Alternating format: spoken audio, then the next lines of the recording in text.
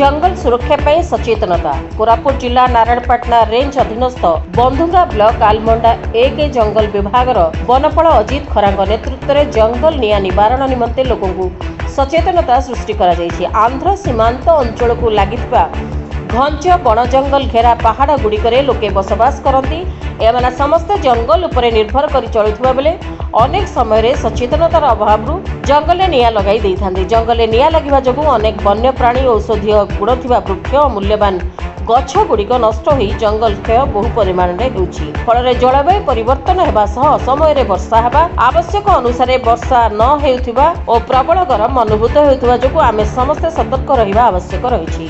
जंगल विभाग पक्षरु जंगल निया न लगाइबा पई डाकबाजी यंत्र माध्यम रे लोकंकु साप्ताहिक हाट बजार छक प्रति गाँ को जाई सचेतन करने सह गाँ गहली को जाई गोष्ठीगत आलोचना करा जाउछि।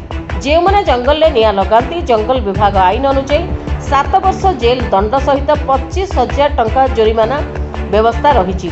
जंगल सुरक्षा सचेतनता अभियान ने आलमंडा एक वनपाल समेत पीएनजीओ टीम लीडर और तांको कर्मचारी राजेंद्र महानंदिया वनरक्षी सुशांत प्रधान आलमंडा एक वन कर्मचारी आलमंडा उच्च प्राथमिक विद्यालय प्रधान शिक्षक वासुदेव देवरपल्ली अनेक वार्ड मेंबर उपस्थित रही सचेतन करथिले।